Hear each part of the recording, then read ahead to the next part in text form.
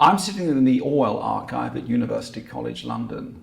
This is the story of how 70 years ago today George Orwell died in a hospital bedroom a few yards away. It is not wholly a tragic story. He'd had tuberculosis for some time. 1948, the doctors at Haymar's Hospital outside Glasgow thought that they'd patched him up, but by the autumn of 1948, when he was overworking to finish the final draft of 1984, he ended up typing it, chain smoking over a defective paraffin heater with the Atlantic winds blowing into the farmhouse of Barnhill where he lived, finished the manuscript, finished typing it, opened a bottle of wine to celebrate, and almost literally collapsed and had to be taken away to a sanatorium in the Cotswolds where it was hoped he would recover.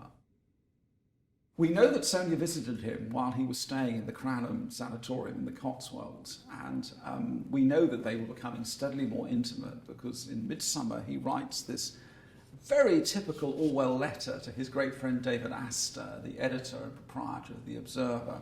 And some people might have made this announcement on the first page, but in fact Orwell waits till halfway down the end of the second page to say, "When I'm well and about again, sometime next year perhaps, I intend getting married again. I suppose everyone will be horrified, but it seems to me to be a good idea. Apart from other considerations, I think I should stay alive longer if I were married and had someone to look after me. It is to Sonia Brownell, the sub-editor of Horizon. I can't remember whether you know her, but you probably do." By the early autumn of 1949, Orwell had been transferred to University College Hospital in London because the specialist attending him had thought he would get better care than down in Gloucestershire. The wedding was arranged for mid-October, a very curious ceremony. Orwell was so ill that he couldn't leave his room, so David Astor had to procure an Archbishop of Canterbury's special licence so he could be married in it.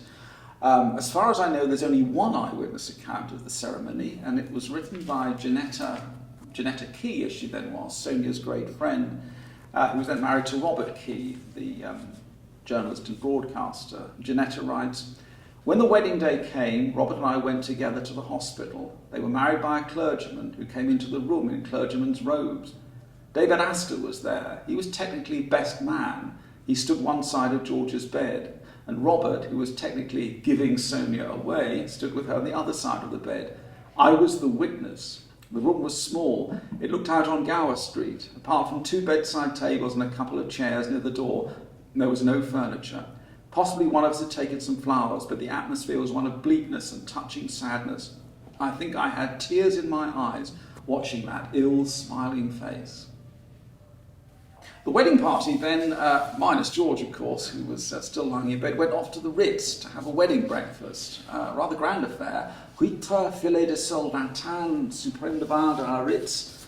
Jolly good. The signatures on the card include Robert Key, David Astor, Janetta, Celia Kerwin, who was a friend of Sonia's, and Sonia, interestingly, from I think virtually the only time in her life, signed herself Sonia Blair, although she subsequently became the rather forbidding figure of the widow Orwell. Her friends, her female friends, are pretty much unanimous that she married Orwell because she wished to look after him.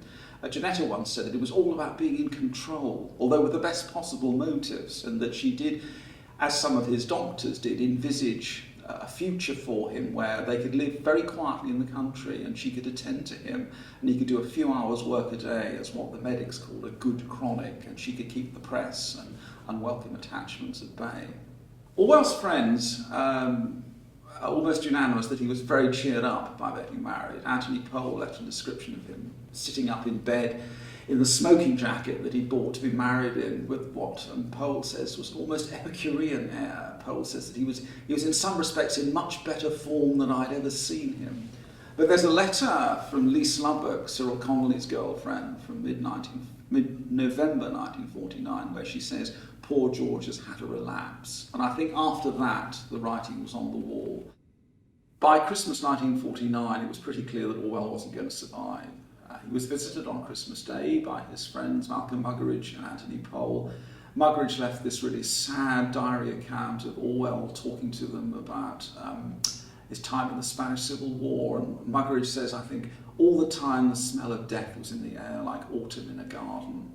Very much on Orwell's mind at this moment was his small 5-year-old son Richard, who'd been living with him on Jura, but obviously had not been able to see him while he was in the sanatorium at Cranham. Richard, we know, was in London over the New Year, Christmas and New Year period, and stayed with the Powells and went to Regent's Park Zoo. And there's a wonderful account of the telephone conversation where Orwell rang up the Powells to see how he was and whether he'd enjoyed himself at the zoo.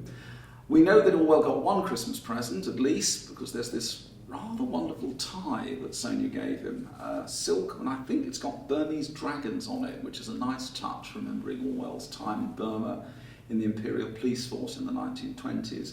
And the reason it's here is that after he died, Sonia gave it to her friend Ian Angus, with whom she'd edited the original 4-volume collected essays, letters and journalism. And a few years ago, Ian Angus very kindly gave it to me.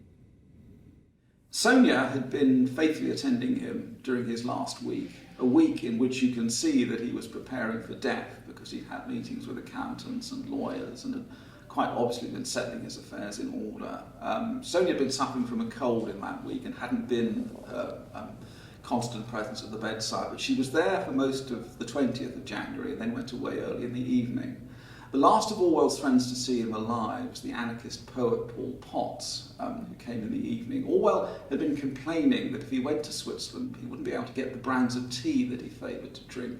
So Potts brought with him a packet of tea to hand over, but he saw, looking through the window, that Orwell was fast asleep, and so he simply left the tea propped up against the door frame and then left.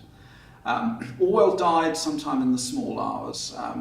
By this time, it was thought that the TB in his lungs had actually burnt itself out, but the arteries were exposed by this point, and one of them burst in the small hours, and he hemorrhaged, was dead within a few moments. Probably the last person to see him alive was one of the night nurses passing in the corridor. And this is a nice bit of continuity, because what we have here, congratulations on your wedding day, is the wedding card the night nurses gave to Orwell and Sonia 3 months ago on the day that they were married.